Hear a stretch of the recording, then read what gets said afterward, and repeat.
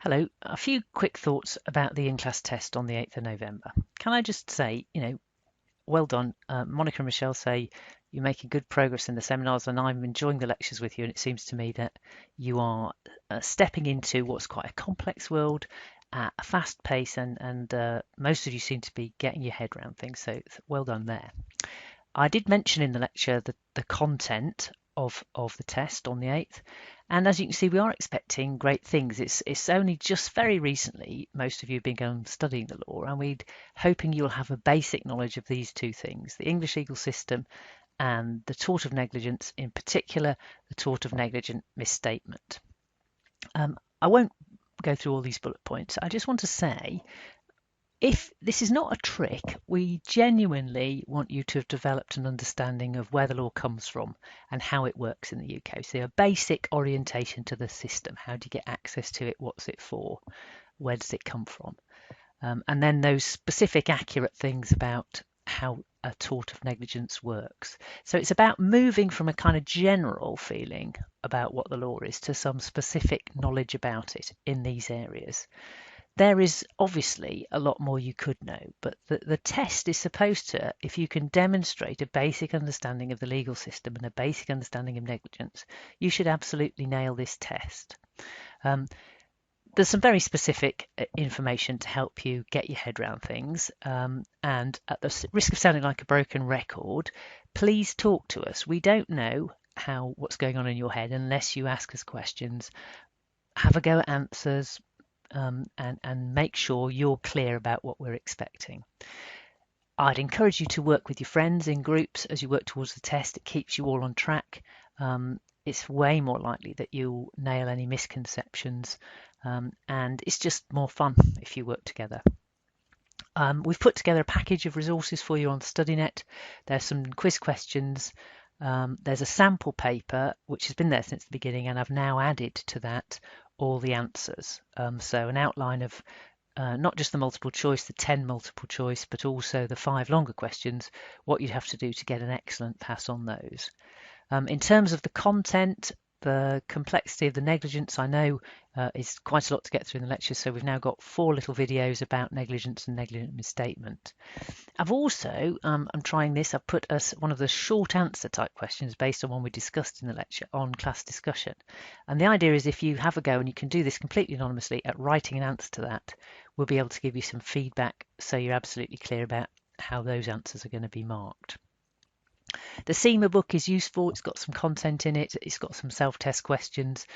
Again, don't let it stress you out. If it's something in there that we haven't talked about, it's probably not what we need. If you're not sure whether you need to know it, drop me an email and I'll keep you on the straight and narrow. The other very practical thing I would say is it's a 40-minute test. If you're not used to writing with a pen and a piece of paper for 40 minutes, that's quite hard to do.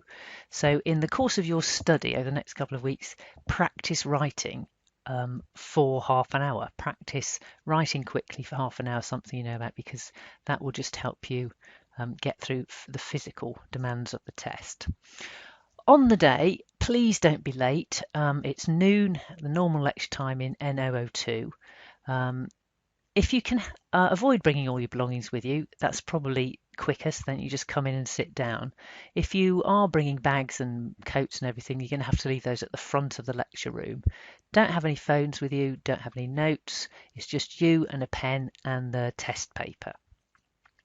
Do be there in plenty of time, because at 12:05 we will close the doors and no one will be allowed to come in. So bring a pen with you, or 2 pens possibly, and be there punctually to get in.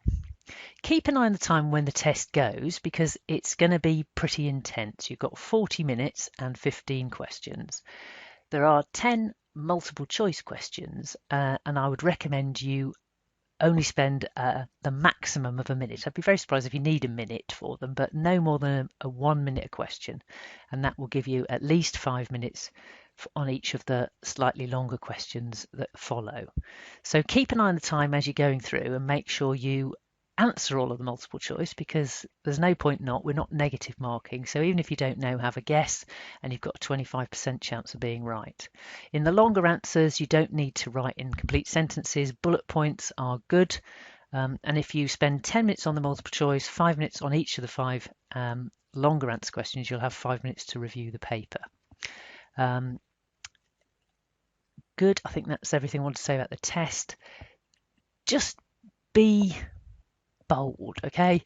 We're having this test on the same day as the presidential elections in the United States of America. So I thought an example of success in a big race would be something inspiring. So Barack Obama there twice has run the presidential elections, but we have a very sort of distant view of it. Don't forget, any success like this is a slog. He put in the work to become the professor of law. He slogged through the streets to become a senator and to do his time in order to get success in that. So we all want you to do really well. If you've got any questions, please shout, but otherwise, look forward to seeing you demonstrate how much you've learned about law in the few weeks that we've been working with you. Thank you.